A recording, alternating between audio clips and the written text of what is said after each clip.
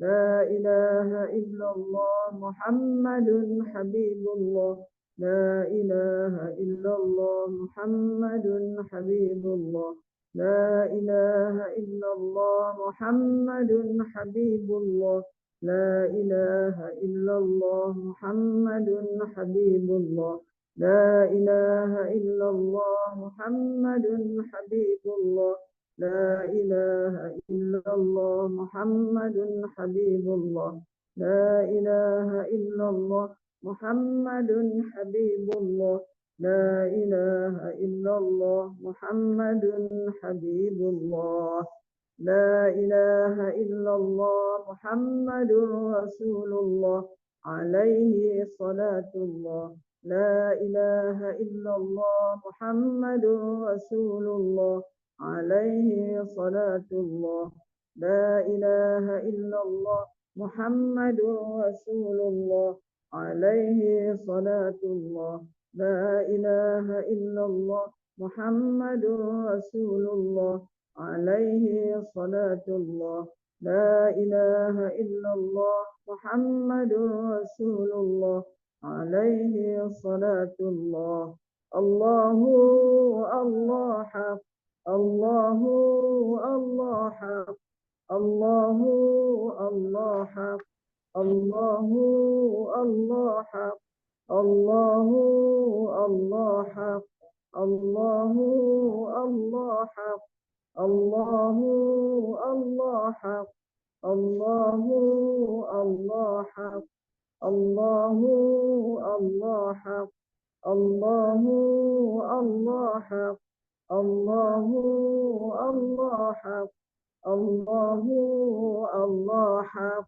الله الله حي الله الله حي الله الله حي الله الله حي الله الله حي الله الله حي الله الله حي الله الله حي الله الله حي الله الله حي الله الله حي الله الله حي الله الله حي يا قيوم الله حي يا قيوم الله حي يا قيوم الله حي يا قيوم الله حي يا قيوم الله حي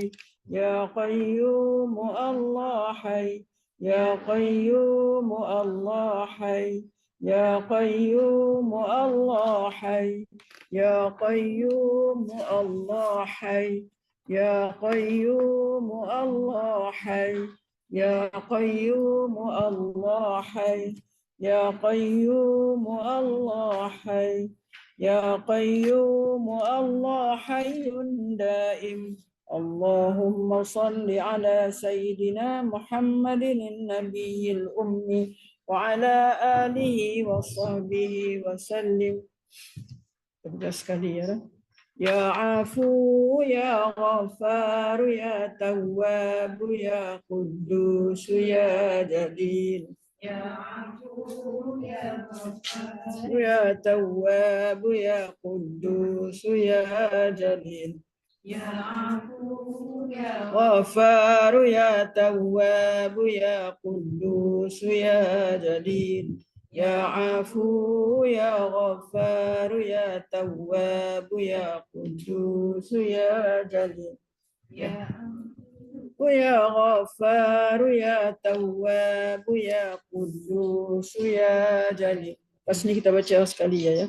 Wahai Allah yang maha pemaaf, wahai yang maha pengampun, wahai maha penerima taubat, wahai yang maha suci, yang maha agung, maafkanlah kami ya Allah, ampunilah kami, terimalah taubat kami, suci dan jernihkanlah hati nurani kami daripada segala penyakit-penyakit hati, dosa dan berhala dunia. Ya Nur ya Hadi ya Haq, ya Allah yang maha pemilik, yang maha pemberi cahaya, yang maha pemberi petunjuk, yang maha benar. Pancarkanlah cahaya petunjuk dan kebenaran serta makrifat-Mu ke dalam hati kami. Ya Fattah, Ya Fattah, Ya Fattah, Ya Fattah, Ya Fattah. Wahai Allah yang Maha Pembuka, bukalah hijab antara kami dan Engkau, ya Allah. Ya Latif, Ya Latif, Ya Latif, Ya Latif, Ya Latif. Wahai Allah yang Maha Lembut, lembutkanlah hati-hati kami yang keras ini agar sentiasa gemetar ketika disebut nama-Mu.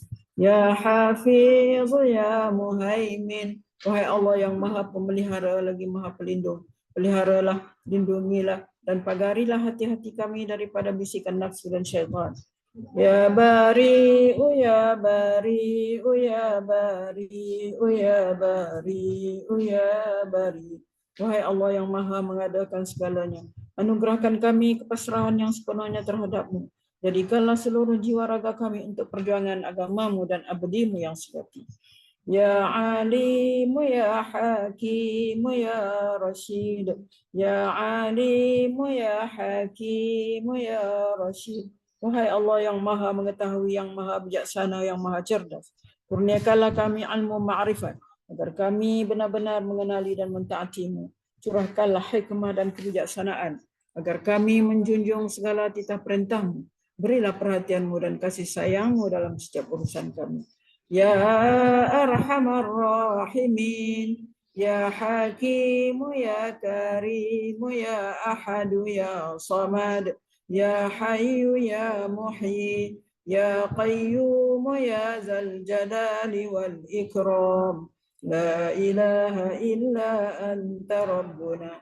Wahai Allah yang Maha mengasihani daripada segala yang mengasihani, yang Maha bijaksana, yang Maha mulia, yang Maha esa. Engkaulah tempat meminta, wahai yang Maha hidup, yang Maha menghidupkan, yang Maha berdiri sendiri, yang Maha memiliki keagungan dan kemuliaan. Tiada Tuhan melainkan Engkau. Tuhan kami, layakkanlah kami, ya Allah, menjadi golongan yang berjaya di dunia dan di akhirat. Terima dan berkatilah himpunan kami. Allahumma salli ala Sayyidina Muhammad, tibbil qulubi wa dawaiha, وعافية الأبدان وشفائها ونور الأبصار وضيائها وعلى آله وصحبه وبارك وسلم. Allah berilah rahmat ke atas penghulu kami Nabi Muhammad sallallahu alaihi wasallam yang dengan berkat bersalawat ke atas baginda akan menyembuhkan hati-hati, menjadi penawar dan menyehatkan tubuh badan, juga memberi kesembuhan penyakit serta mengurniakan cahaya penglihatan, dan kurniakanlah juga rahmat, keberkatan dan kesejahteraan ke atas keluarga dan sahabat baginda.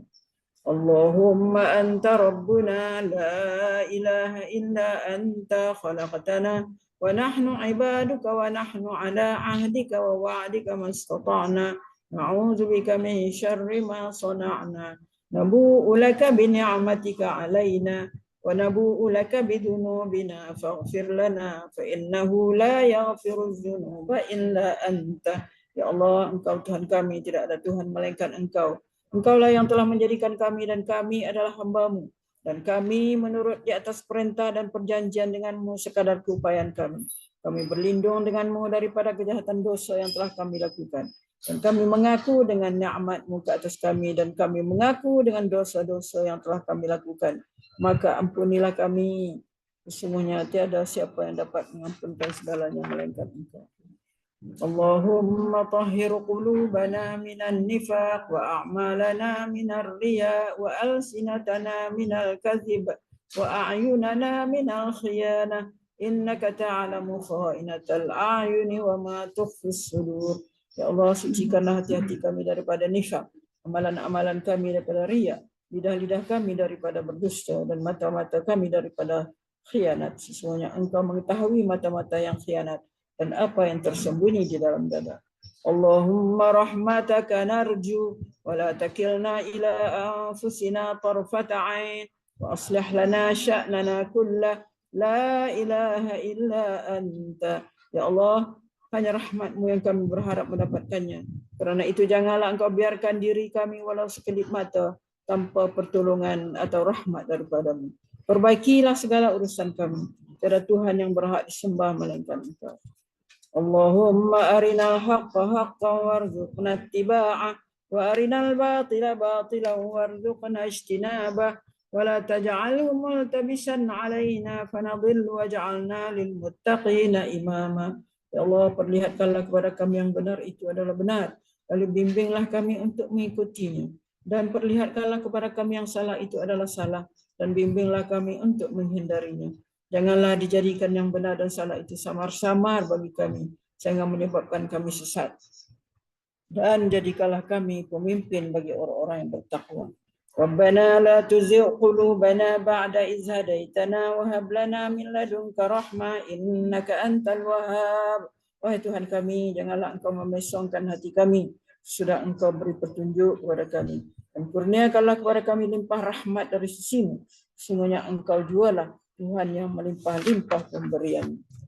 Allahumma innaka ta'lamu anna hadhihi القلوب قد اجتمعت على محبتك والتقت على طاعتك وتوحدت على دعوتك وتعاهدت على نصرة شريعتك فوثق اللهم رابطتها وأدم ودها واهدها سبلها واملأها بنورك الذي لا يخبو واشرح صدورها بفيض الإيمان بك وجميل التوكل عليك وأحيها بمعرفتك وأمتها على الشهادة في سبيلك إنك نعم المولى ونعم النصير. Ya Allah, sesungguhnya Engkau mengetahui bahwa hati-hati ini telah berhimpun kerana mengasihimu, bertemu untuk mematuhi perintahmu, bersatu memikul beban dakwahmu. Hati-hati ini telah mengikat janji setia untuk mendaulat dan menyokong syariat.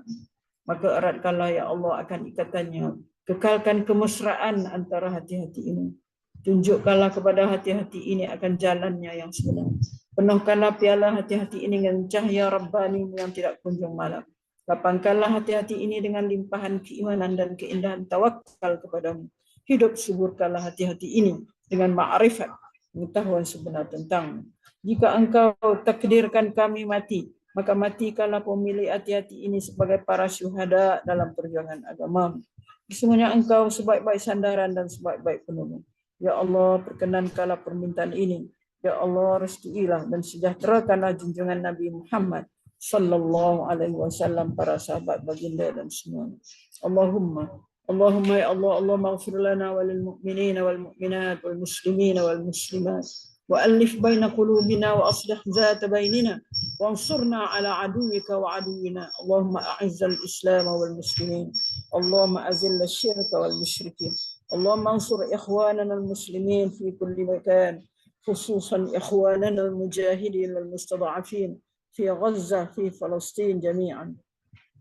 اللهم احفظ المسجد الأقصى من اليهود الحاسدين. اللهم أعد المسجد الأقصى إلى رحاب المسلمين. اللهم طهر المسجد الأقصى من اليهود الغاصبين. اللهم عليك بهم فإنهم لا يعجزونك يا قوي يا متين.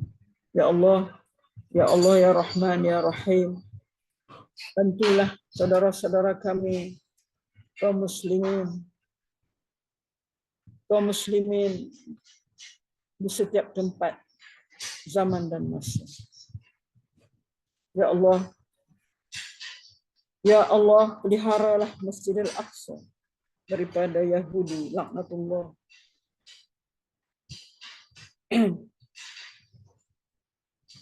yang mempunyai hasad dengki yang melampau. Ya Allah, kembalikanlah Masjidil Aqsa ke tuan-tuan umat Islam. Ya Allah, bersihkanlah Masjidil Aqsa daripada Yahudi yang merampas, merompak, mengambil hak-hak orang Palestin dengan kekerasan. Ya Allah, ya Hayyu ya Qayyum, turunkanlah kesusahan dan azab ke atas mereka dengan kekuasaan-Mu, kerana mereka tidak berupaya melemahkan kekuasaan-Mu, wahai yang Maha Kuat dan Maha Kuasa. Wassallallahu ala sayyidina Muhammad wa ala alihi wa sahbihi ajma'in walhamdulillahi rabbil alamin. Qabbalallahu minkum.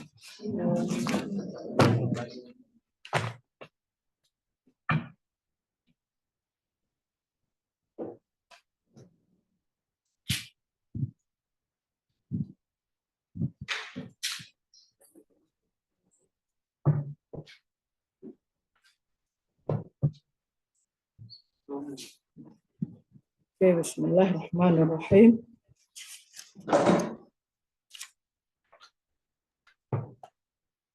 Muka surat 31. Rawat 7 penyakit hati. Okey, muka surat 31. 31. Ya.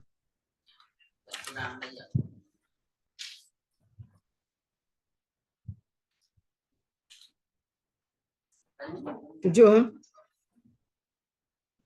Nombor 7. 7 daripada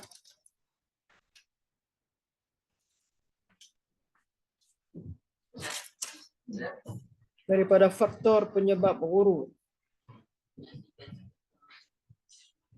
Muka surat 31.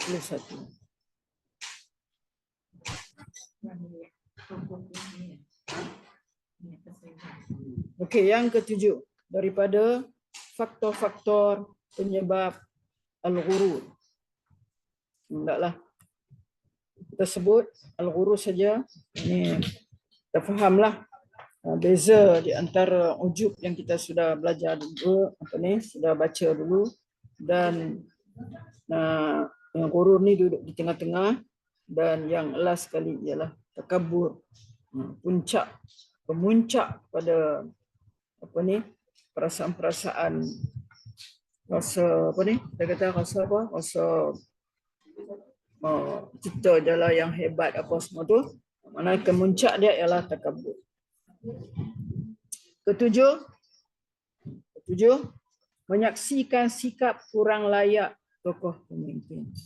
Menyaksikan kurang layak tokoh pemimpin.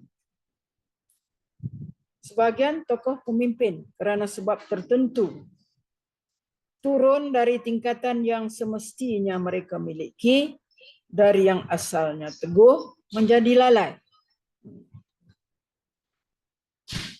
Asalnya keadaan pemimpin ini teguh, akhirnya menjadi lalai. Ketika hal ini dilihat oleh para pemujanya kerana pemahaman yang kurang dan pendidikan yang tidak sempurna, mereka menganggap bahawa tokoh pemimpin mereka berada di tingkat yang tinggi berbanding mereka. Anggapan ini akan terus membayang dan menguasai diri mereka hingga terjerumus ke dalam sikap ujub.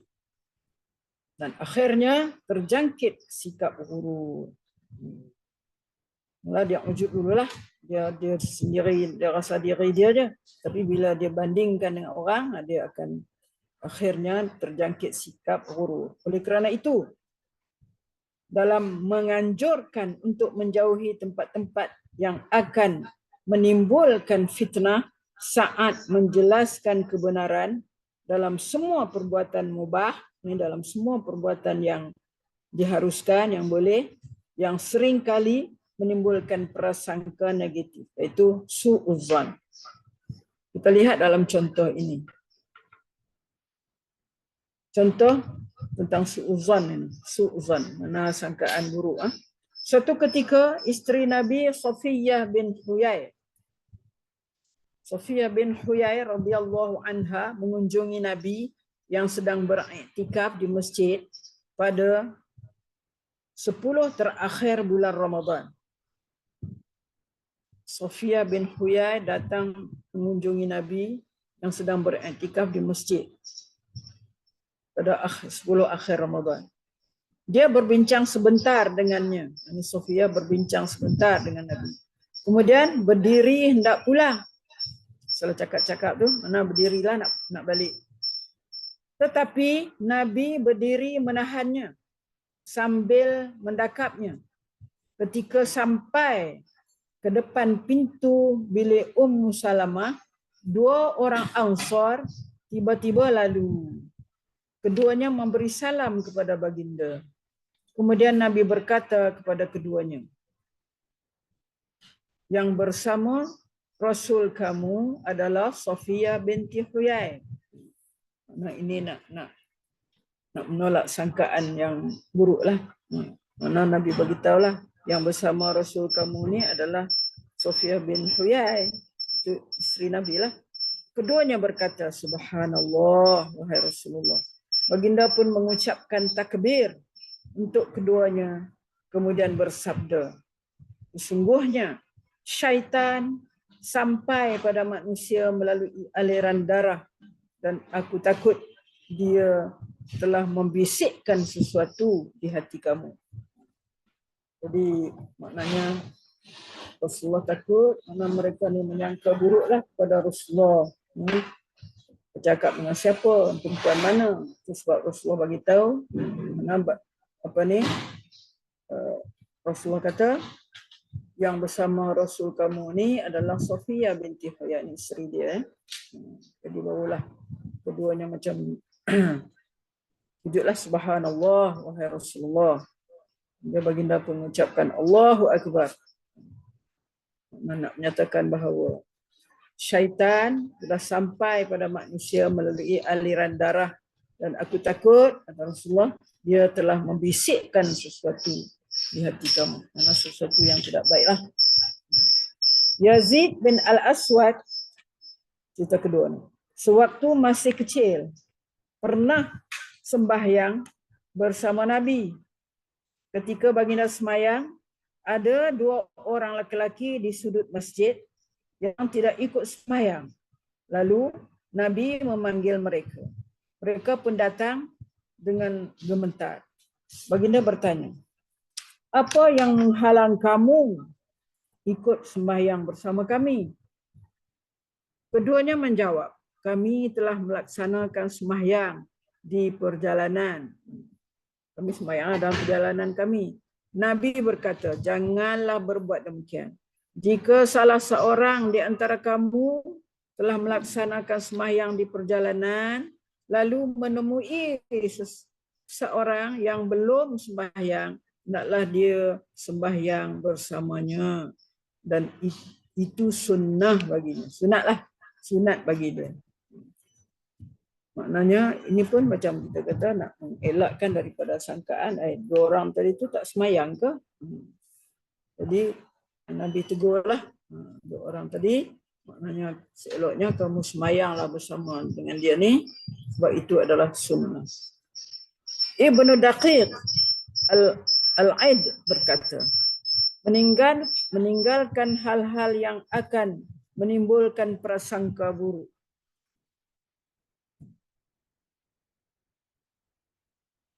Meninggalkan hal-hal yang akan menimbulkan prasangka buruk sangat dianjurkan oleh para ulama. Macam tadilah, sangka buruk, siapa yang Nabi berjalan dengan siapa tadi tu, orang lain ke atau siapa, menolak sangkaan buruk. Meninggalkan hal-hal yang akan menimbulkan prasangka buruk sangat dianjurkan oleh para ulama. Para tokoh pemimpin tidak boleh melakukan hal-hal yang menimbulkan prasangka buruk walaupun mereka melakukannya secara ikhlas. Sebab hal itu akan mengurangi manfaat ilmu mereka. Para ulama berkata, seorang hakim harus menjelaskan proses hukum jika tidak dimengerti oleh si terdakwa untuk menghindari syak wasangka penipuan hukum. Begitulah juga kita kata dalam hukum, dalam menjatuhkan satu hukuman, maka hendaklah dijelaskan supaya tidak menimbulkan syak wasangka terhadap penipuan hukum. Okay. Yang ke-8, berlebihan dalam menyembunyikan perbuatan baik. Berlebihan dalam menyembunyikan perbuatan baik ini juga membawa kepada buruk. Keinginan kuat orang yang berjuang di jalan Allah untuk merealisasikan keikhlasan kadang-kadang mendorongnya berlebihan dalam menyembunyikan kebaikannya sehingga sedikit sekali kebaikan yang nampak dilakukannya.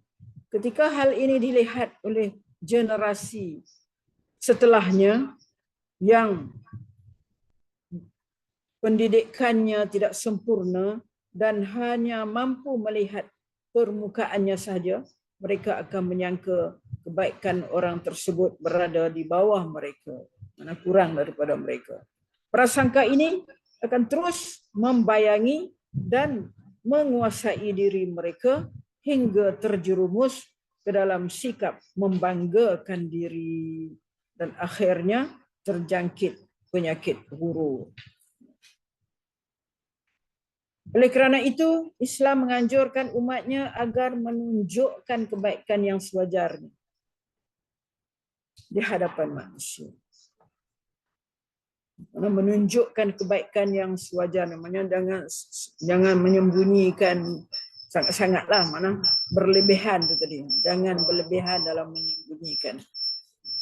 Sebab itu Islam menganjurkan umatnya agar menunjukkan kebaikan yang sewajarnya. Kebaikan yang sewajarnya di hadapan manusia. Di samping untuk memotivasikan orang lain supaya mengikuti dan menauladani perbuatan baik. Mempamerkan kebaikan bertujuan untuk mencegah terjadinya penyebab ghurur. Allah berfirman dalam surah Baqarah ayat 271, yang mana dia punya ayatnya bunyi in tubdus shadaqati fa ni'mahi wa in tukhfuha wa tu'tuhal fuqara'a fa huwa khairul lakum wa yukaffiru 'ankum min sayyi'atikum wallahu bima ta'maluna basir. Jika kamu menunjukkan sedekah, menunjuk in tubdus shadaqat, itu baik sekali. Intu bedus sadaqat fa ni'mahi. Mana dengan ada tujuan yang baiklah. Mungkin kerana untuk menunjukkan contoh. Jika kamu menyembunyikannya dan memberikannya kepada fakir miskin, itu lebih baik bagi kamu. In tukhfuha wa tu'tuhal fuqara fa huwa khairul lakum. Jika kamu menyembunyikannya dan memberikannya kepada fakir miskin, itu lebih baik bagi kamu. Dan Allah akan menghapuskan kesalahan-kesalahan kamu. Wa yukaffiru 'ankum sayyi'atikum.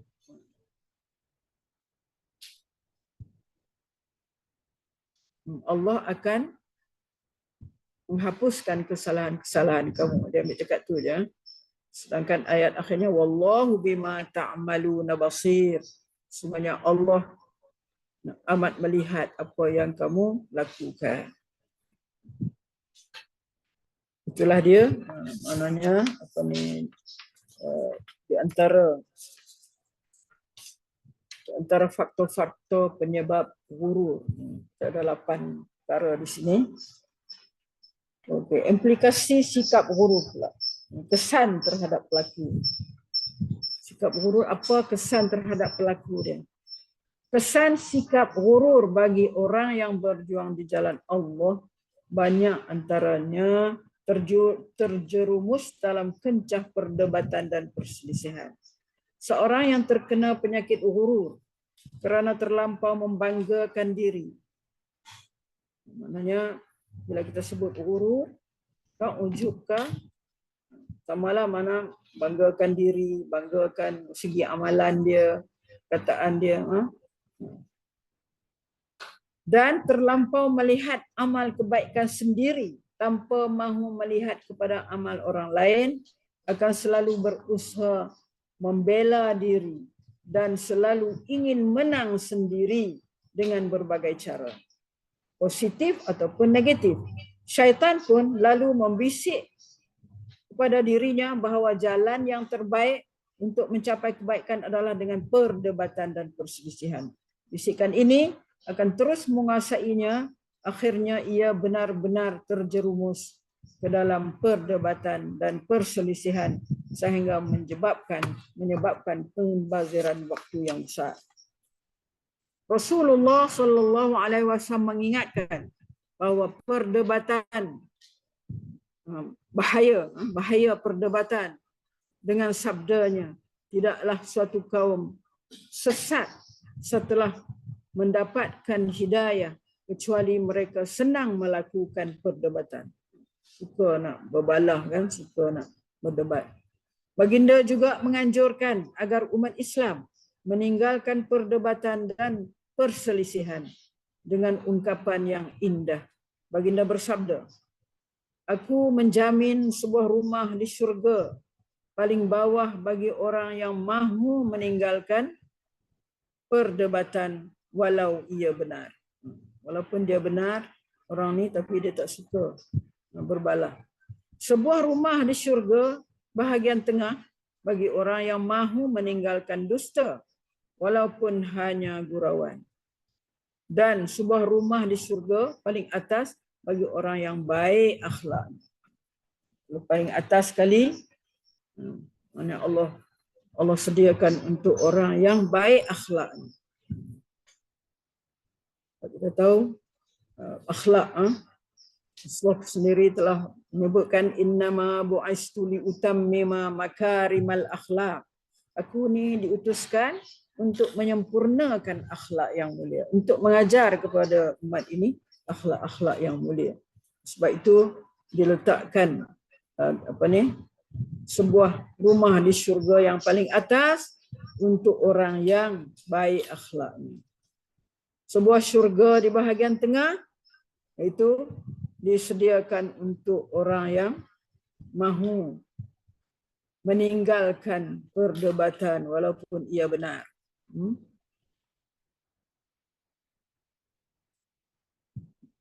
Bagi orang yang mahu meninggalkan dusta walaupun hanya gurauan. Itu yang tengah, yang tengah. Orang mahu meninggalkan cakap bohong, dusta walaupun hanya gurau, walaupun bergurau. Dan yang kurang sekali tadi iaitulah yang mahu meninggalkan perdebatan walaupun ia benar. Jadi ada 3 peringkat lah. Allah sediakan syurga. Rendah sekali untuk orang yang meninggalkan perdebatan. Kedua, untuk orang yang meninggalkan dusta walaupun secara gurauan. Dan yang atas sekali ialah disediakan untuk orang yang baik akhlaknya, orang yang baik tingkah lakunya.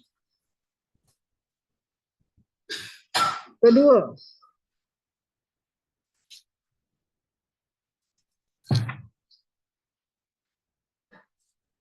ini kesan terhadapnya, terjumus dalam kencah perdebatan. Kedua, terjerumus dalam sikap sombong.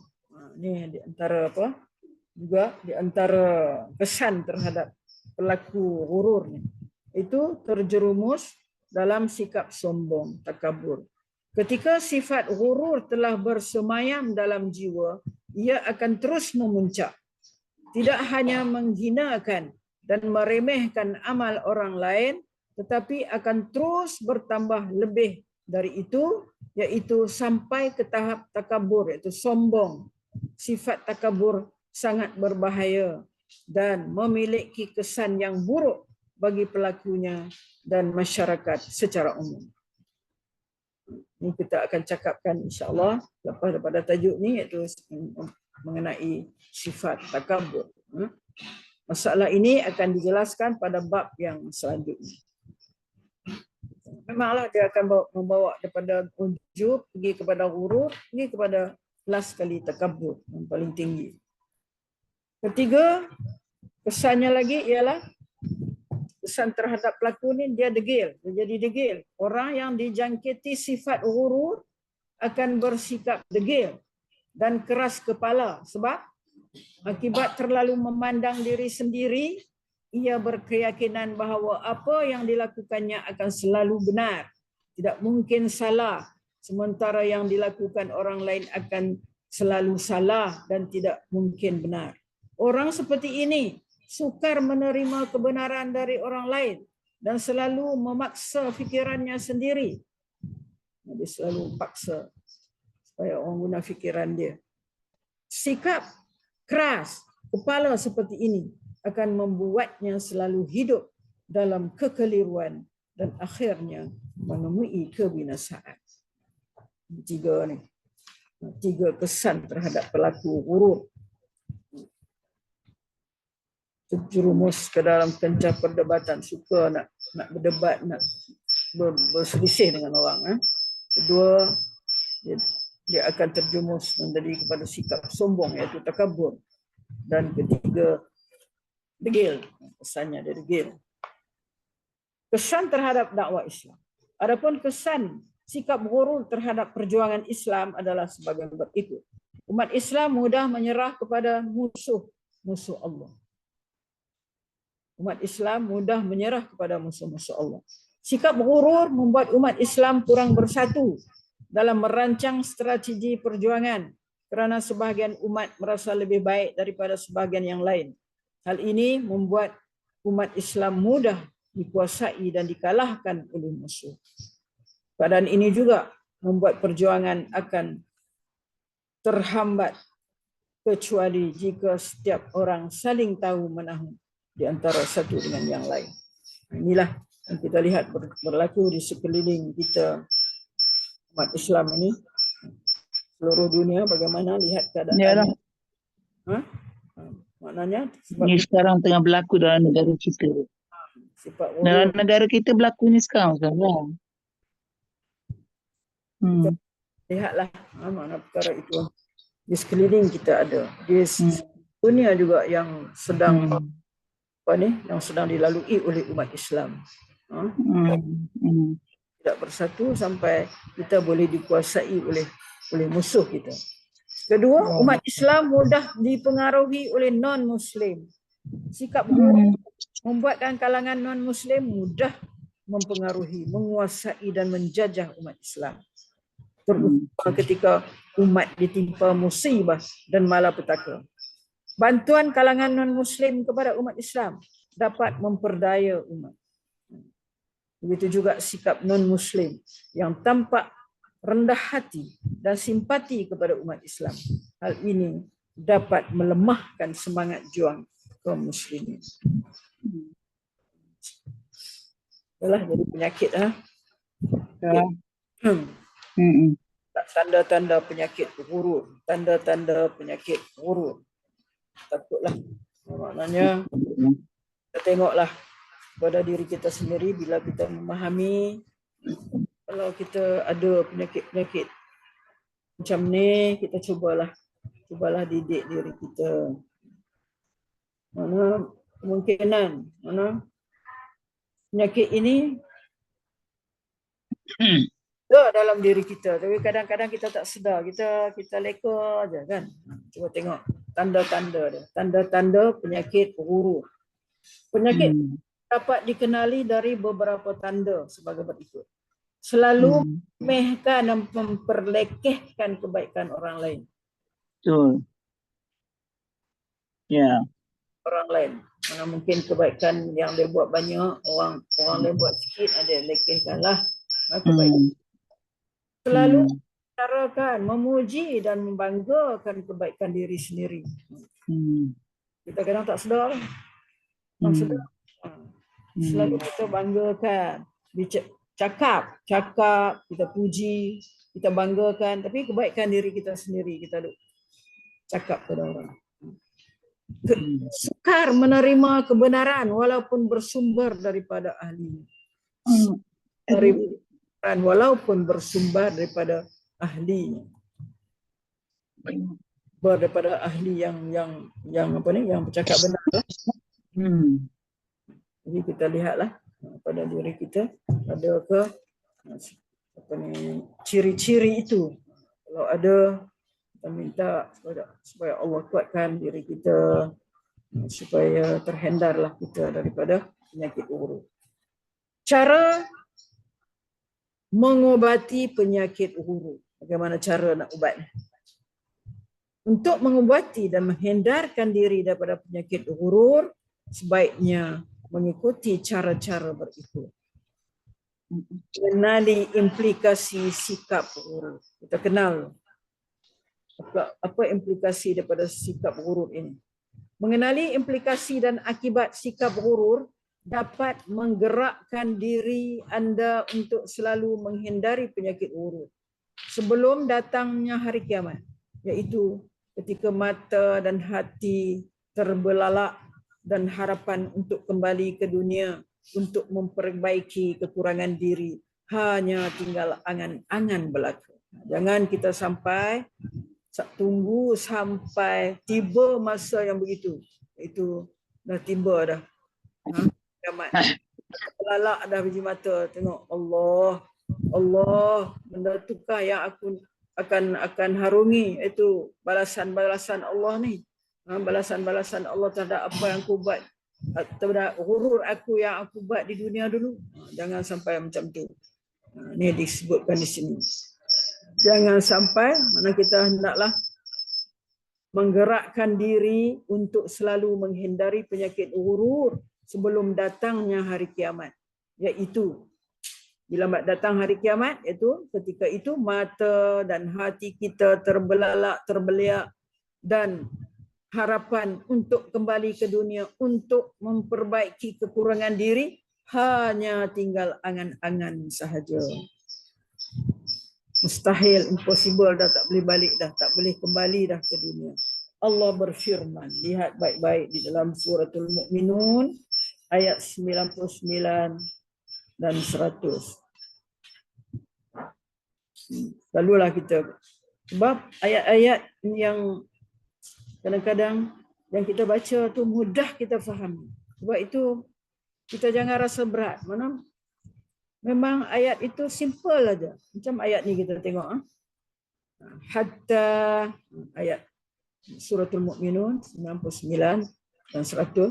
Hatta iza jaa ahadahumul maut qala rabbirji'un la'alli a'malu salihan fima taraktu kalla innaha kalimatun huwa qailuha wa min waraihim barzakhun ila yaumi yub'atsun.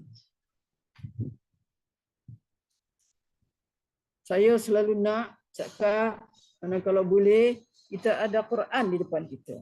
Sebab kita ni tak boleh dah ni. Sekarang kita kena dekatkan diri kita dengan Al-Quran. Al-Quran, mesti kita baca selalu Al-Quran.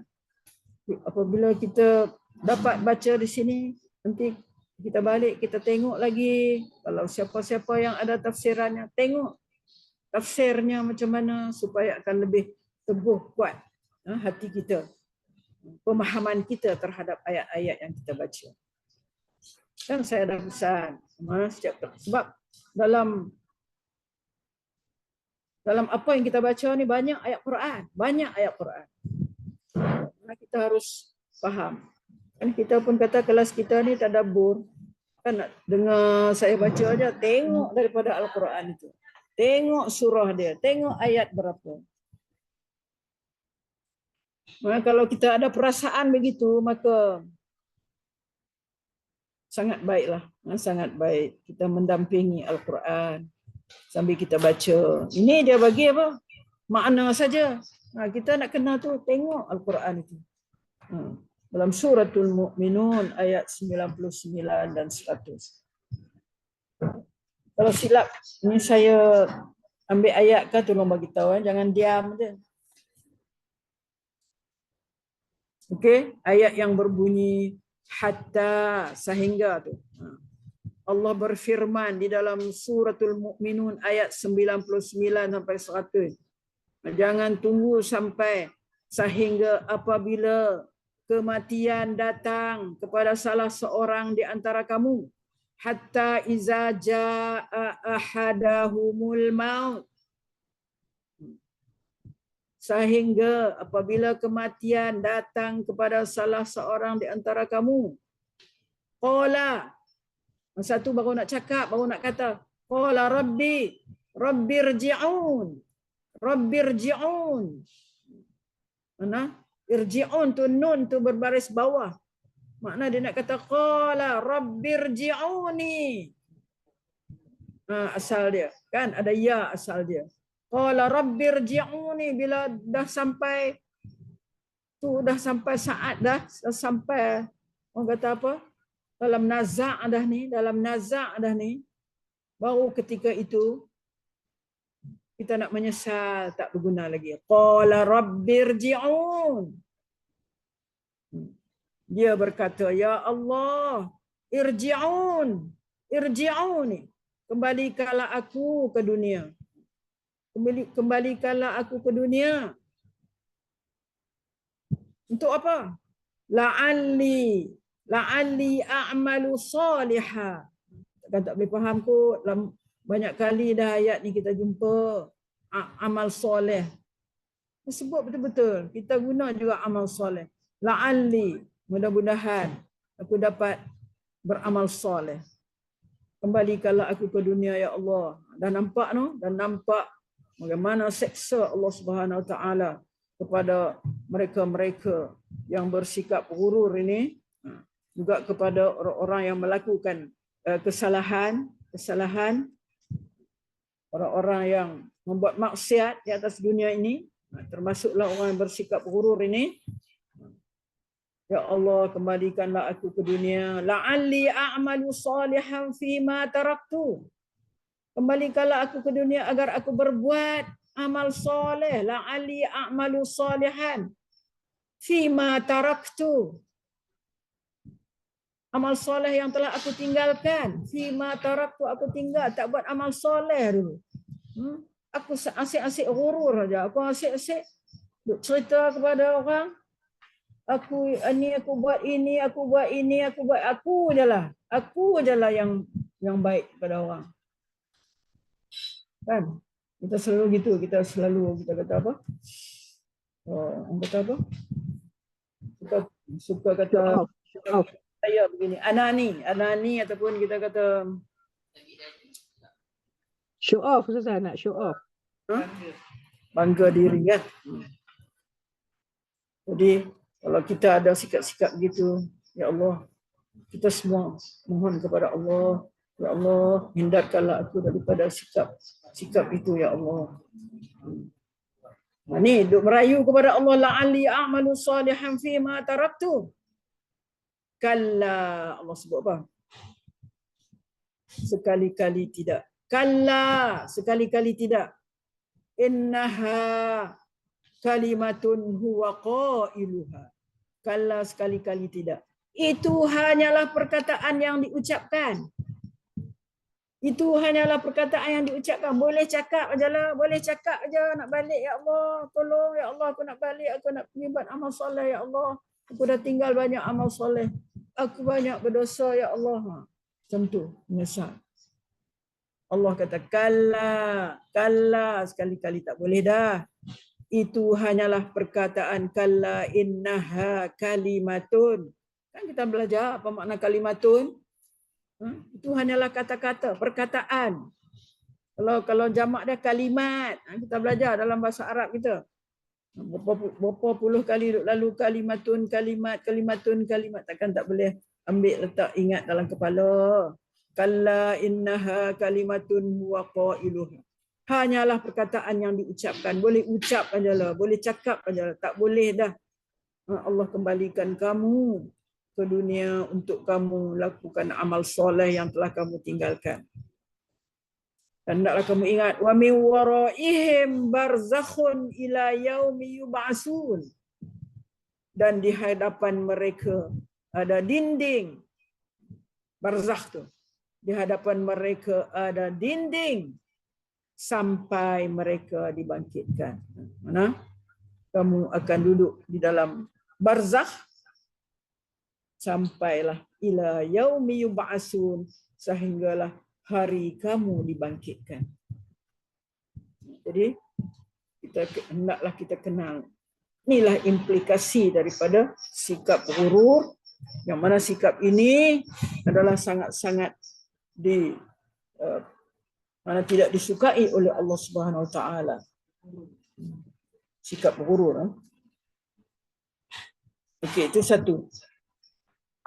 Kedua, bersikap sederhana dalam segala hal. Sederhana. Kita hendaklah sederhana dalam segala-galanya. Bersikap sederhana dan seimbang dalam segala hal. Termasuk dalam ketaatan dan mengerjakan hal yang mubah. Hal-hal yang diharuskan. Mubah itu mana? Hal-hal yang diharuskan, yang dibolehkan.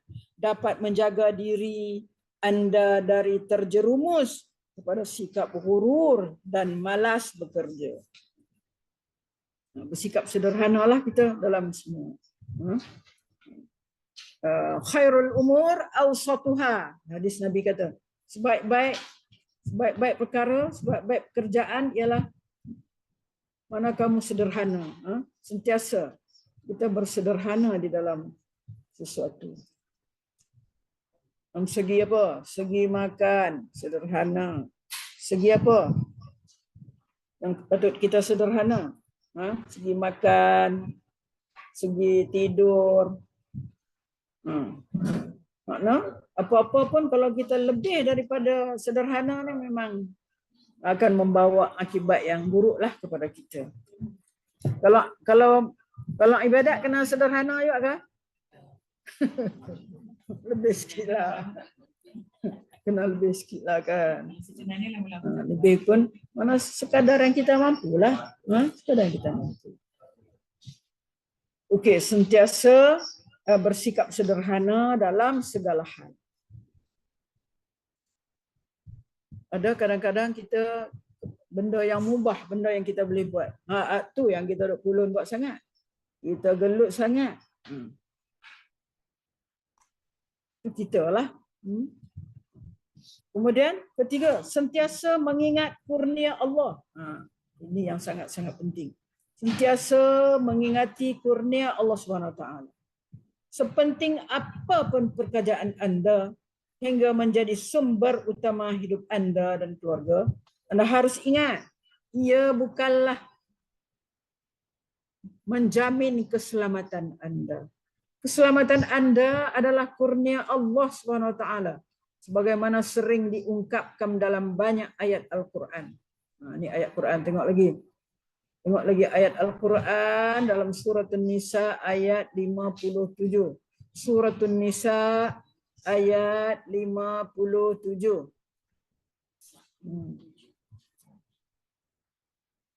Ini kalau besok kalau kita bila masa tadarus jumpa ayat ni, ni ayat kita baca dulu dengan ustazah ni tentang gurur ni ayat ni. Ini dalam tajuk sentiasa ingat kurnia Allah. Sentiasa ingat apa kurniaan Allah, nikmat-nikmat Allah beri kepada kita. Kita kena ingat. Ini nikmat yang Allah akan beri. Cuba kita tengok apa nikmat yang Allah beri, apa kurnia yang Allah akan beri kepada kita. Ingat selalu. Itulah Allah berfirman di dalam surah An-Nisa ayat 57. Wallazina amanu wa amilus solihat. Jumpa lagi amal soleh. Tadi la'alli a'malu solihan. Ini wallazina amanu wa amilus solihati sanudkhiluhum jannatin tajri min tahtiha al-anhar khalidina fiha abada. Lahum fiha azwajum mutahhar wa nudkhiluhum zillan zalila. Okey, ayat 57. Itu apa Allah sebut, dan orang-orang yang beriman. Wallazina amanu. Berapa ribu kali dah kita duk jumpa wallazina amanu. Jangan lagi duk cari apa makna wallazina amanu. Dah automatik dah kita tahu dah, sebab kita simpan dalam kepala kita wallazina amanu. Betul, diupiti dengan amilus solihat. Amal soleh. Betul-betul dia sebut perkataan tu. Takkan kita nak kena cari lagi makna dia. Dan mereka-mereka yang beriman, orang-orang yang beriman dan mengerjakan amilus solihat, mengerjakan amal soleh. Apa Allah kata? Sanudkhiluhum jannatin tajri min tahtihal anhar. Akan kami masukkan mereka ke dalam syurga. Itu pun kita jumpa selalu. Sanudkhiluhum jannatin tajri. Masukkan ke dalam syurga yang mengalir di bawahnya sungai-sungai. Jannatin tajri min tahtihal anhar. Khalidina fiha. Kekal pula tu dalam tu. Tak keluar-keluar dah. Kalau nak suruh keluar pun tak mau dah. Nak duduk saja dalam tu. Khalidina fiha abada. Selama-lamanya. Khalidina fiha abada. Lahum fiha azwaj. Bagi mereka pasangan-pasangan yang suci, mutahhar. Lahum fiha azwajum mutahharah. Bagi mereka pasangan-pasangan yang suci. Dan wa nudkhiluhum zillan zalila. Dan kami memasukkan mereka ke tempat yang teduh dan nyaman. Wa nudkhiluhum zillan zalila. Cuba lihat, Allah menjanjikan kepada kita tentang kurnianya kepada kita. Kalau kita beriman dalam arti kata sebenarnya, kalau kita amal soleh dengan niat yang ikhlas, yang baik, kita buat perkara-perkara yang baik, maka kita akan dimasukkan ke dalam syurga. Syurga, bukan sebarang syurga. Syurga yang mengalir di bawahnya sungai-sungai. Nah, ingatlah, bukan sungai air saja, air kosong saja. Nah, sungai apa? Ada sungai susu, ada sungai arak. Arak atas dunia tak boleh minum. Dalam syurga esok boleh minum. Minumlah berapa banyak yang nak minum. Di dunia tak boleh. Di syurga Allah bagi. Lagi nak apa sungai apa lagi? Sungai daripada madu. Madu yang sangat sedap. Asalun musaffa, kan dia kata dalam Al-Quran. Kekal pula tu di dalam surga tu, khalidina fiha abada, kekal di dalamnya. Tambah lagi abada, selama-lamanya, kekal di dalam syurga selama-lamanya. Tak keluar-keluar dah. Tu janji Allah. Lahum fiha azwajum mutahharah. Lagi Allah tambah bagi. Ini di antara apa yang menjadi kegembiraan kepada manusia. Sama ada dari atas dunia lagi, maka Allah bawakan jugalah pergi ke akhirat nanti. Sebab kita suka kepada pasangan. Pasangan, kita masing-masing ada pasangan ni nanti. Kalau lelaki pasangan dia, isteri dia lah, bidadari dia lah. Kalau kalau wanita pula adalah Allah bagi pada dia pasangan. Wa nudkhiluhum zillan zalila. Tak cukup dengan itu, Allah bagi lagi apa? Dalam syurga tu ada apa? Mereka mana dia? Mereka di dalam tu ada apa? Ada tempat yang teduh dan nyaman. Teduh dan nyaman. Ya? Ada apa?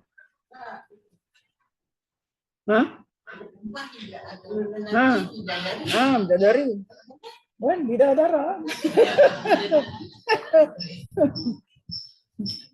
Ada. Allah itu maha adil. Adil. Jangan susah hati. Ada saja. Maknanya itu makna kita kena ingat kurnia Allah ni. Inilah yang dikatakan kurnia Allah. Allah kurnia kepada kita apa? Kalau kita beriman dengan iman yang sebenar-benarnya. Kita beramal soleh. Amal soleh dengan kita niat yang ikhlas kerana Allah. Kita buat apa-apa kerana Allah. Ini dia kurnia dia, syurga. Jannat. Kurnia dia, syurga. Kurnia dia, kita kekal di dalam syurga.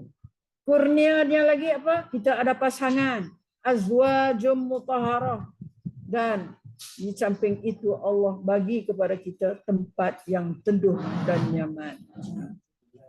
Jadi ini sesuai dengan Allah ini, bila dia firmankan sesuatu adalah sesuai dengan keadaan.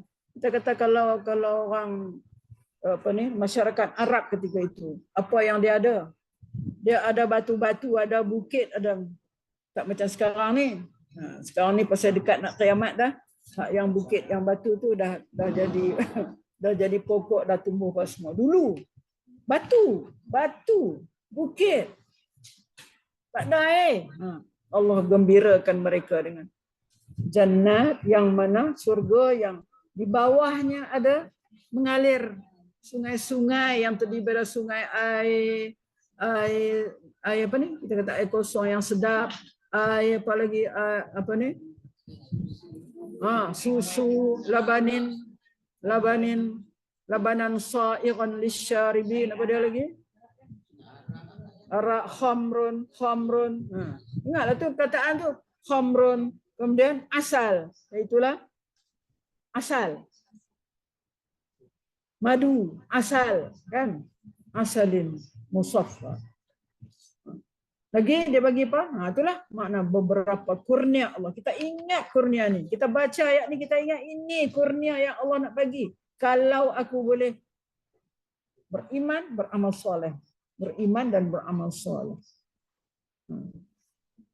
Amal soleh ni banyaklah kalau kita nak ni. Di antara amal soleh kita tak mau kita ini bersifat dengan sifat ghurur yang boleh membawakan kita kepada apa ni?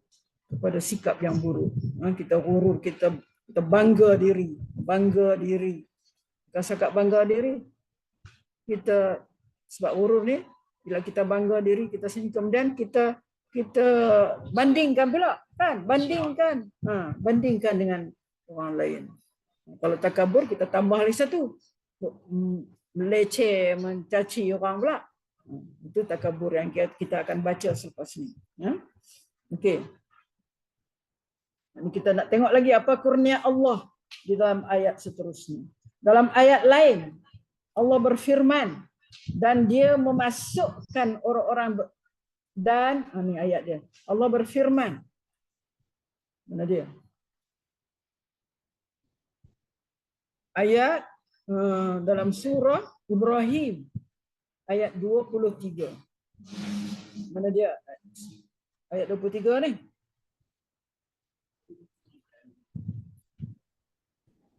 Buka surat 258 Ustazah. 258. Buka benda 258. Okey, dan dia memasukkan orang-orang beriman. Bukan dia. Dan Betul lah Ustazah. betul lah.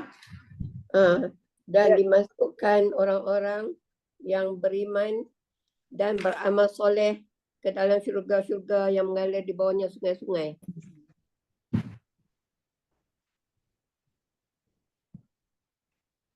Ayat dia mula apa? Mula dengan apa?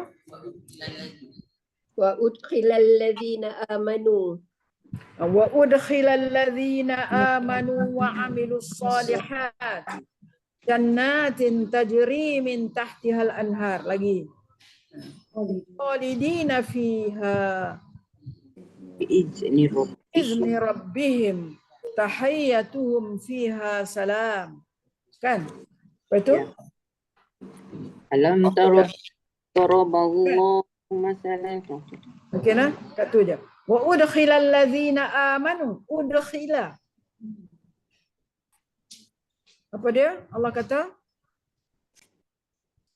dan dia memasukkan, dia tu dia Allah lah. Wa udkhila. Dan dia memasukkan orang-orang alladzina amanu. Berapa kali lah kita jumpa alladzina amanu di atas tadi. Ni jumpa pula. Kalau nak susah nak ingat. Sebab dia pun sebut iman, amanu, amal soleh, amalus solehat. Dan Allah memasukkan udkhila. Dakhala masuk. Kalau udkhila memasukkan. Wa udkhila. Allah memasukkan orang-orang yang beriman dan beramal soleh. Lagi selalunya beriman ni diiringi dengan amal soleh. Mestilah tu. Mana kalau iman saja tak jadi, kena ada amal. Iman saja tak jadi, amal kena ada. Iman saja percaya aja, sembahyang dak, apa dak, puasa dak, zikir dak, baca Quran dak. Apa? Mana dia amal soleh kita? Dan Allah memasukkan. Dia memasukkan, ini dia Allah, orang-orang beriman dan beramal soleh ke dalam syurga. Sama macam tadi. Jannatin tajri min tahtihal anhar. Tak payah ingat lagi dah. Mana tak payah nak hafal-hafal. Ingat dah bila disebut gitu tu. Jannat tu makna syurga lah. Yang di bawahnya mengalir sungai-sungai. Kemudian khalidina fiha juga, kekal di dalamnya. Biizni rabbihim, itu pun dengan izin Tuhan mereka, dengan izin Allah lah. Tahiyyatuhum fiha salam. Apa makna tahiyyatuhum fiha salam? Ha? Apa makna tahiyyatuhum fiha salam? Ha? Tu dalam Quran dia kata apa? Tahiyyah tu apa? Ucapan penghormatan Ucapan mereka penghormatan. juga. Tahiyyah. Ucapan penghormatan di dalam syurga tu, fiha di dalam syurga itu ialah salam. Salam. Lalu ucapan sejahtera, sejahtera. Makna kadang-kadang malaikat lah akan ucapkan kepada orang dalam syurga, sejahteralah kamu wahai hamba Allah. Sejahteralah, eloklah kamu, bagus kamu. Dapat masuk dalam syurga Allah. Sejahtera kamu. Tahiyyatuhum fiha salam. Tahiyyatuhum fiha salam. Inilah anugerah Allah juga. Dalam ayat ini menyatakan jannat yang akan dianugerahkan kepada orang yang beriman dan beramal soleh. Dan kekal juga di dalam syurga. Okey, itu ayat 23 surah Ibrahim. Sekarang ayat 14, ayat suratul Hajj, ayat 14.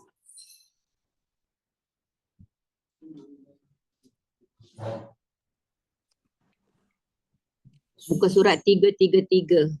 333. Bunda tengok 333. triple 3 kali. Yes.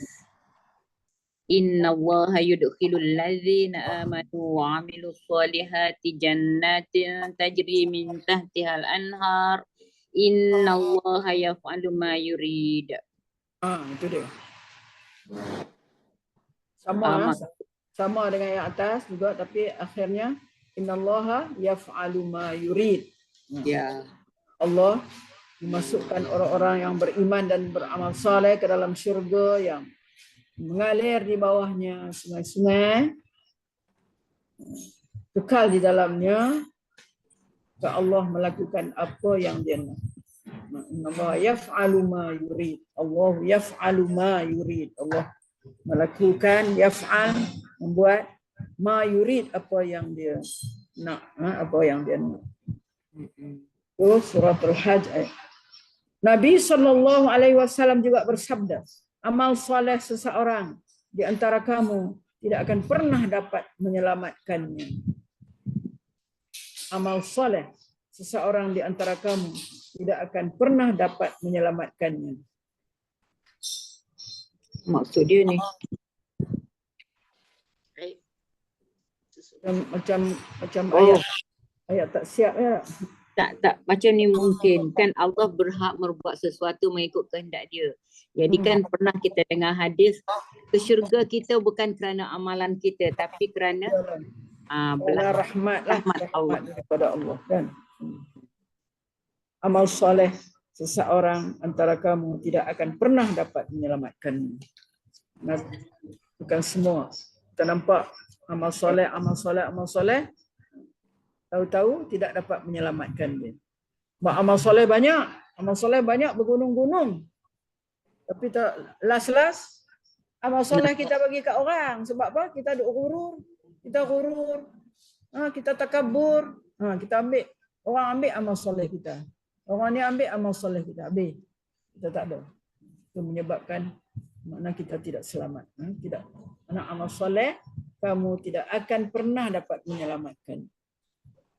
Itu ketiga. Pertama tadi mengenali implikasi sikap gurur, nak mengamati ini. Kedua, bersikap sederhana. Ketiga, sentiasa mengenai mengenang kurnia Allah, mengingat kurnia Allah. Tak habis lagi ni. Tajuk ingat kurnia Allah. Ada lagi. Mana dia? Ada lagi. Yang keempat, sentiasa mengkaji Al-Quran dan As-Sunnah. Ni kalau kita nak ubat sifat gurur tu, sebab saya kata dah sampai masanya kita ni, kita yang umur dah 60, 70 ni, 50 lebih ni, Maknanya kita sentiasa mengkaji Al-Quran dan As-Sunnah. Bukan setakat baca, bukan setakat baca, bukan setakat baca. Saya nak ulang banyak kali. Bukan sekadar kita baca. Kita ni baca ada lebih. Bukan tak bagus baca ada lebih. Tapi kita seolah macam tak teringin nak tengok apa makna dia, apa isi dia ni. Makna orang kata apa? Setakat baca adalah. Jadi maknanya hendaklah kita suburkan dalam hati jiwa kita ni keinginan untuk mengkaji Al-Quran. Bukan setakat Al-Quran, As-Sunnah juga. Mengkaji Al-Quran dan As-Sunnah. Tak apalah. Sampai umur macam ni baru kita nak ingat. Tak apa. Masih ingat lagi. Tak apa. Bagus. Ingat lagi. Jangan sampai terbawa-bawa sampai tak mata tak nampak dah. Nak baca pun tak ingat dah. Nak baca pun panggil cucu, tunjuk kat tok tang mana tahu ni. Tang mana tahu ni apa ni apa dia ni. Mata tak nampak dah. Fikiran pun tak center dah orang kata kan. Jangan sampai macam tu. Kita duk ingat lagi ni, kita ambillah kesempatan ini. Ambillah kesempatan ini. Ya Allah, bagikanlah kepada kita kekuatan untuk dapat ni Al-Quran dan As-Sunnah. Mengkaji Al-Quran dan As-Sunnah. Kita ambil peluang ni. Kita ambil peluang ni selagi kita boleh memahami, boleh baca, boleh faham. Okey. Untuk menjauhkan diri dari penyakit ghurur, Anda harus sentiasa mengkaji Al-Quran, mengkaji As-Sunnah. Dengan mengkaji kedua-duanya, Anda akan memperoleh pelajaran tentang kehidupan para anbiya yang terhindar dari penyakit ghurur. Bagaimana kita lihat para anbiya, para nabi. Macam mana mereka dapat terhindar daripada penyakit ghurur. Tengoklah bagaimana akhlak para nabi. Ada penyakit ghurur pada mereka. Umpamanya kisah tentang Adam dan Hawa alaihimassalam.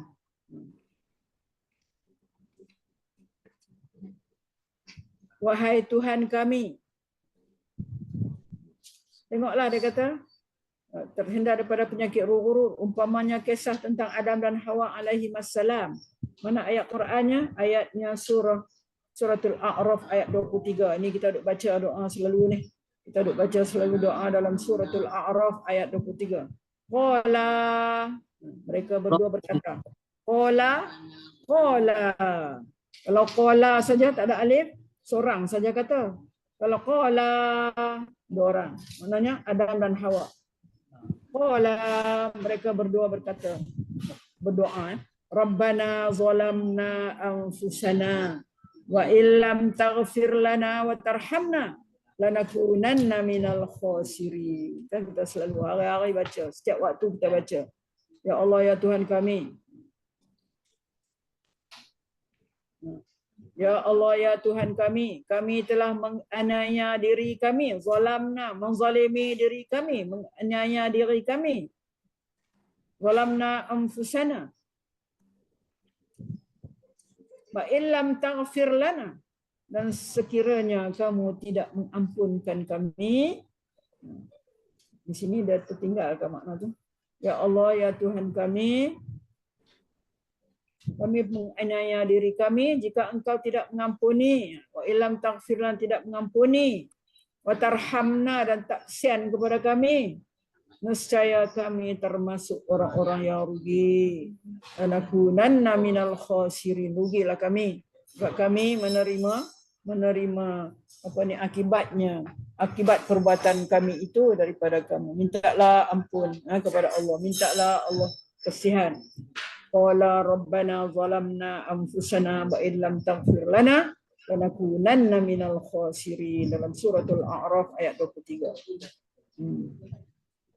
Kemudian tentang Nabi Nuh pula. Nabi Nuh tu minta kurnia Allah lah tu. Kita sentiasa ingat kurnia dan kita ingat kurnia Allah kepada kita mengenai apa yang kita lakukan. Kita mohon ampun supaya Allah kurniakan kepada kita keampunan dia, keampunan Allah untuk kita. Tentang Nabi Nuh pula, Nabi Nuh alaihi salam. Mana dia? Muka surat 227 Ustazah. 227. Ya. Surah Qala rabbi inni a'udzu bika an as'aluka ma laisa li bihi ilmun wa illa taghfir li wa tarhamni an akum akum minal khasirin. Dalam surah surah Hud ayat 47. Surah Hud ayat 47. Qala rabbi inni a'udzu bika an as'alaka. Qala rabbi inni a'udzu bika an as'alaka. Sebab apa? Kita baca as'ala sebab ada an, huruf nasab. An as'alaka ma laisa li bihi ilm wa illa taghfirli wa tarhamni akum minal khasirin. Juga Nabi Nuh kata. Nabi Nuh kata apa? Nabi Nuh meminta ampun juga. Jika engkau tidak mengampuni dan mengasihiku, niscaya aku termasuk orang-orang yang rugi. Surah Hud. Qala Nuh rabbi inni a'udzu bika an as'alaka. Aku memohon perlindungan denganmu. Aku meminta kepadamu ma laisa li bihi ilm. Ma laisa li bihi ilm, yang aku tidak tahu. Wa illa taghfirli, sekiranya kamu tidak mengampuni aku dan kasihani kepadaku, maka aku termasuk daripada orang-orang yang rugi. Itu Nabi Nuh, Nabi Hud, Nabi Nuh, Nabi Ibrahim pula, tentang Ibrahim pula. Tentang Ibrahim, surah Syu'ara ayat 82. Muka surat 370. 370. Ya. Wallazi atma'u an yaghfira li khati'ati yaumaddin. Dan zat yang aku rindukan, allazi atma', zat yang aku rindukan untuk supaya mengampuni kesalahan-kesalahanku, an yaghfira li khati'ati. Khati'ah, mana kesalahan-kesalahanku pada hari pembalasan yaumaddin. Wallazi atma'u an yaghfira li khati'ati yaumaddin. Terus sebelum tu ada lagi doa dia. Inilah dia. Dan zat yang aku rindukan supaya mengampuni kesalahanku pada hari pembalasan. Ayat dalam surah Asy-Syu'ara ayat 82. Jadi kita lihat dalam sentiasa mengingat kurnia Allah ni, mana satunya tadi kurnia Allah yang Allah bagi setelah kita melakukan, setelah kita beriman dan beramal soleh. Bila kita beriman dan beramal soleh, beberapa ayat menunjukkan bahasanya Allah akan bagi kurnianya apa? Iaitu syurga. Allah bagi kurnianya kepada kita iaitu syurga, masuk dalam syurga. Bukan setakat masuk syurga aja, kita akan dapat lagi macam-macam. Kita akan kekal di dalamnya. Kita akan dapat pasangan-pasangan dan kita akan akan mendapat naungan. Mana menudkhiluhum zillan dhalila. Dalam satu dua ayat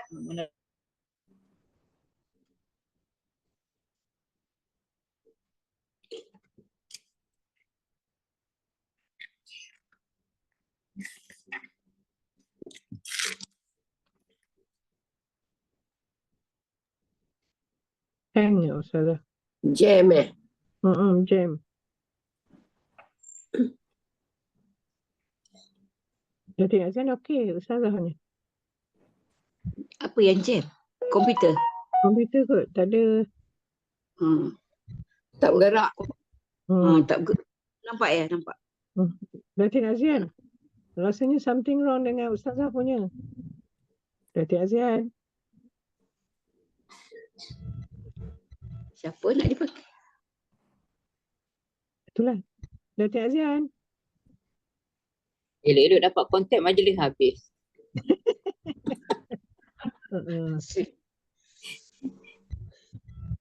Datin Azian. Ustazah punya PC hang lah kepada kami.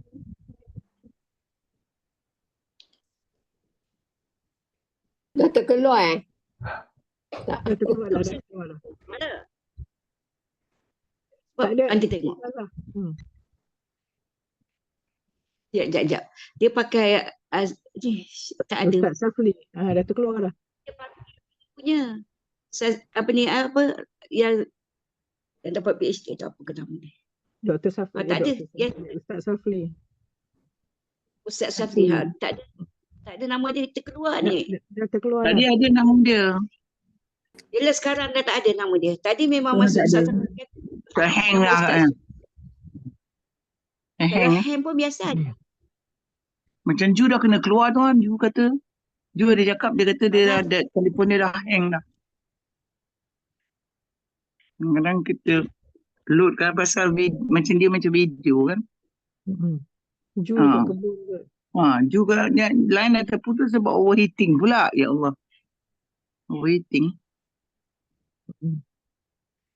Tak apa, Datuk Azan dah perasan dah. Dah lah ni. I think sampai sini lah kan. Tak And apa, then tadi sampai nombor 4 nombor boleh. 5, nombor 5 continue lah minggu depan. Betul. Nanti saya bantu. Tapi overall dalam yang ni tadi kan, I tengok it's happen now lah kan. Yang- Suara pula tak ada. Suara pula tak ada. Suara Datuk Azan tutup tu. Orang tutup buka. Ada tu soalan. Ada. Takut dah 9 lebih dah. Dah pukul 11 suku dah. Datin Azan.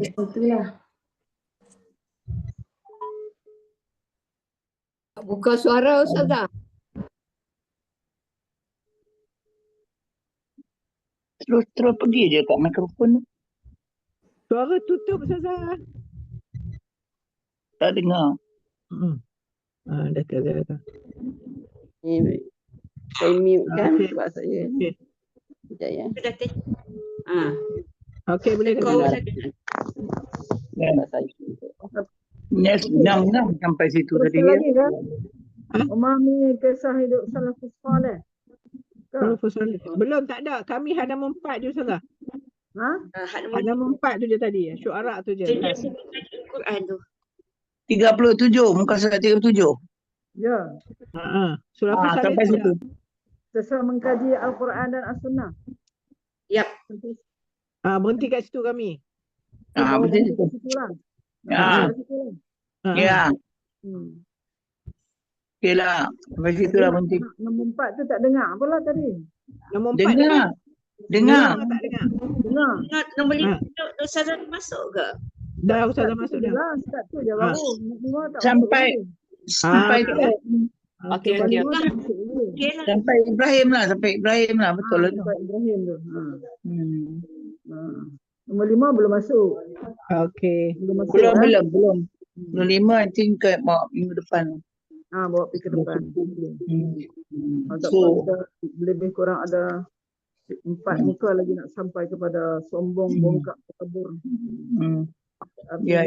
Mana ni akan datang ni ialah riya, takabur ni lama takabur banyak surat dia. Menunjuk riya, sum'ah. Akan datang yang keempat. Ujub, gurur, takabur, riya, sum'ah yang keempat. Okey. Okay. Kita kat tu Ya. Baca doa. Okey. Kita baca doa. So, minggu depan sambung nombor 5. A'udzubillahi minasyaitonirrajim. Bismillahirrahmanirrahim. Alhamdulillahirabbil alamin. Wassalatu wassalamu ala asyrafil anbiya'i wal mursalin. Ala alihi wa sahbihi ajma'in. Allahumma inna nastaudi'uka ya Allah ma 'allamtana fardhu ilaina 'inda hajatina ilaih wa la tunsinahu ya rabbal alamin.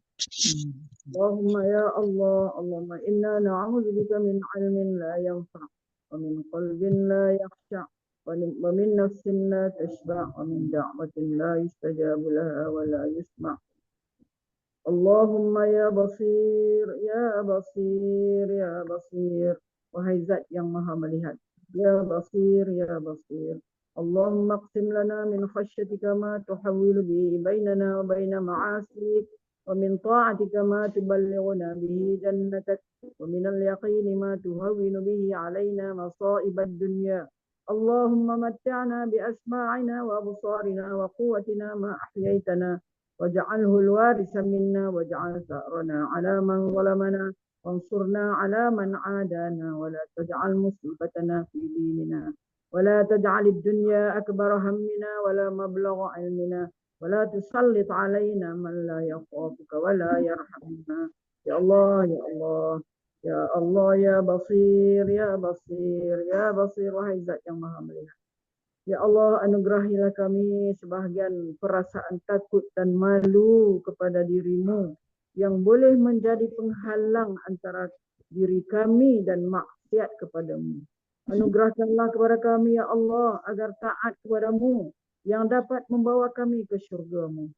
Ya Allah, anugerahlah kami agar taat kepadamu yang dapat membawa kami ke syurgamu. Berilah kami, ya Allah, keyakinan agar kami mampu menghadapi segala cubaan dugaan di dunia ini.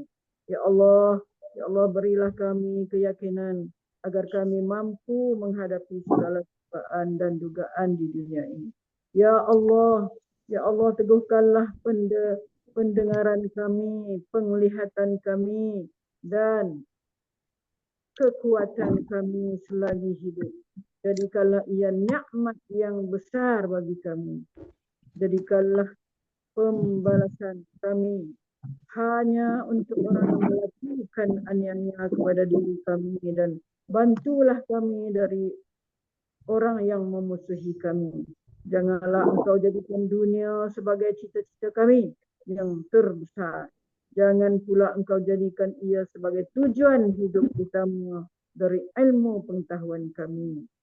Ya Allah, janganlah Engkau jadikan orang yang tidak takut kepadamu lagi tidak berbelas kasihan kepada kami sebagai pemerintah kami. Wa sallallahu ala sayyidina Muhammad wa ala alihi wa sahbihi ajma'in walhamdulillahi rabbil alamin. Taqabbalallahu minkum. Minna wa minkum taqabbal ya karim.